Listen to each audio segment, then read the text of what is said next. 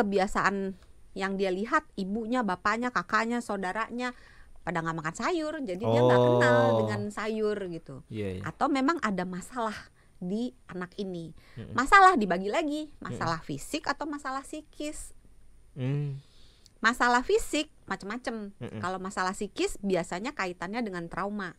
Jadi mungkin dulu pernah dimarah-marahin, atau mungkin pernah dicekok, atau mungkin pernah kesedak makan misalnya sayur tertentu, dia kesedak, dia jadi trauma dengan sayur itu. Itu gitu. menarik tuh yang soal dimarahin. Kadang kan mungkin ada beberapa orang tua yang ketika disodorin sayur nggak mau, langsung marah-marah kan.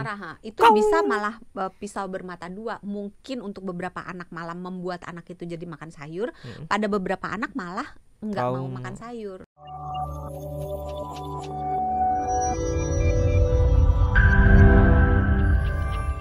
Tapi emang bener dok, banyak anak pasien deh terutama yang gak makan sayur, benar? Berdasarkan riset kesehatan Riskesdas,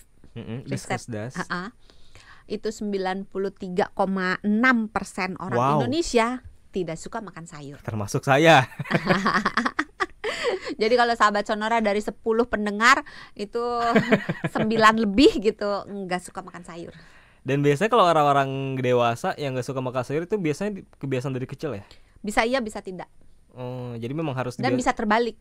Bisa terbalik. Maksudnya dulu, dari kecilnya nggak doyan, ntar gedenya jadi doyan. Gitu. Bisa kebalik bisa. Yang sebaliknya nggak dari kecilnya doyan, nanti gedenya nggak doyan. Bisa. Bisa juga ya. Bisa. Makanya kemungkinan itu terbuka luas, jadi nggak usah terlalu khawatir gitu. Tapi biasanya apa sih dok yang dokter temuin ya? Kalau nemuin ada orang-orang yang nggak suka makan sayur, terutama anak-anak ya? Kalau anak-anak sebenarnya kita harus bedakan dulu nih, apakah dia nggak bisa. Sebenarnya bukan nggak bisa, yang nggak doyan makan sayur itu penyebabnya kenapa?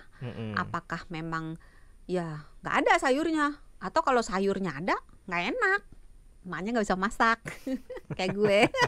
Karena anak kan jujur ya. Ya, jadi atau memang kebiasaan yang dia lihat ibunya, bapaknya, kakaknya, saudaranya pada nggak makan sayur, jadi dia nggak kenal dengan sayur gitu. Atau memang ada masalah di anak ini. Masalah dibagi lagi, masalah fisik atau masalah psikis. Masalah fisik macam-macam. Kalau masalah psikis biasanya kaitannya dengan trauma. Jadi mungkin dulu pernah dimarah-marahin, atau mungkin pernah dicekok, atau mungkin pernah kesedak makan misalnya sayur tertentu, dia kesedak, dia jadi trauma dengan sayur itu. Itu gitu. Menarik tuh yang soal dimarahin. Kadang kan mungkin ada beberapa orang tua yang ketika disodorin sayur nggak mau, langsung marah-marah kan.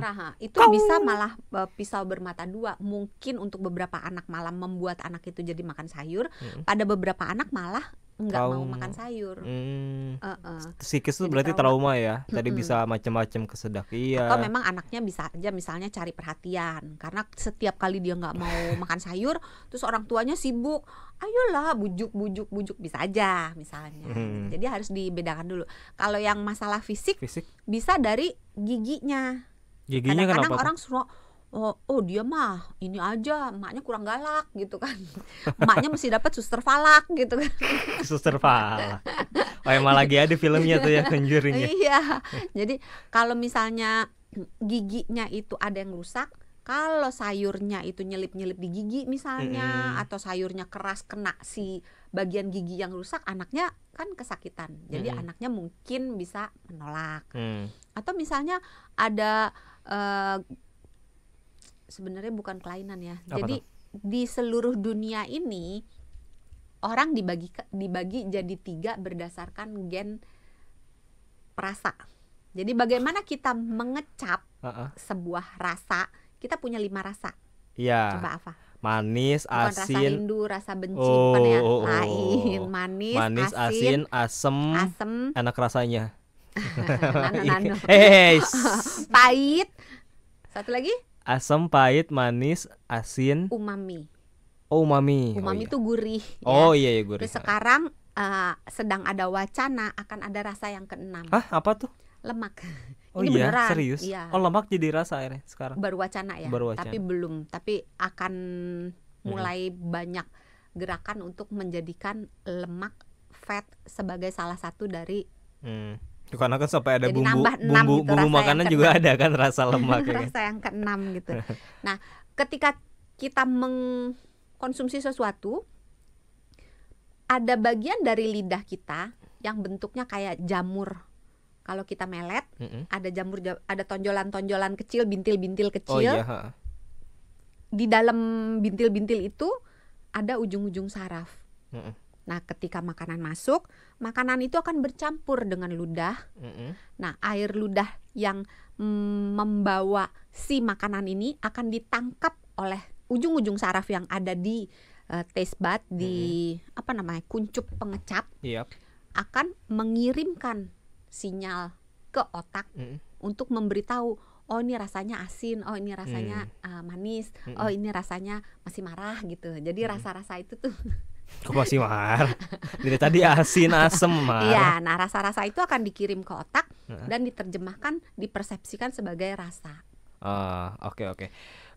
Kalau tunggu, tadi lupa mau cerita gen. Oh, gen. Oh iya, Nah, seluruh orang di dunia ini berdasarkan gen yang ada di menentukan sifat bekerjanya si kuncup rasa ini, apakah dia sensitif sekali, biasa aja, atau tidak sensitif.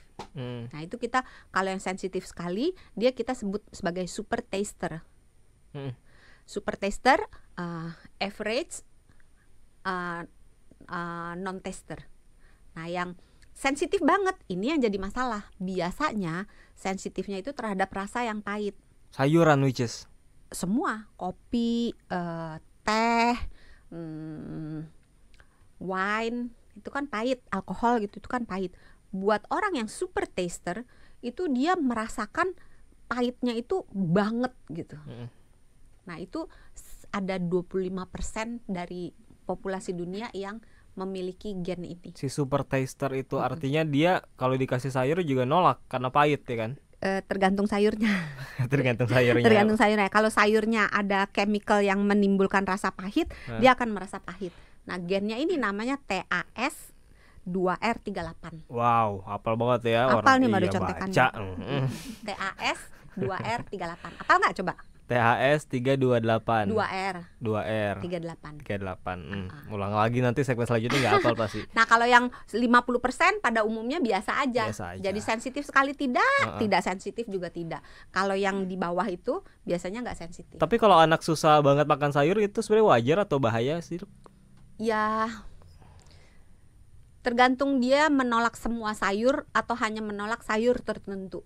Karena ada beberapa anak misalnya kalau dia trauma, kita kasih dia misalnya dia pernah keselak makan bayam misalnya gitu, atau apapun yang terjadi gitu. Nah, dia akan benci makan bayam tapi tidak dengan sayur yang lain. Makan wortel oke, makan labu oke. Artinya kalau sayur tertentu yang nggak mau dimakan ya wajar gitu ya. Tapi kalau akan jadi bahaya dan perlu dikhawatirkan kalau semuanya semua sayur. Karena di dalam sayur itu nggak cuma ada serat, tapi juga ada vitamin, ada mineral, ada antioksidan yang dibutuhkan tubuh untuk berfungsi dengan baik.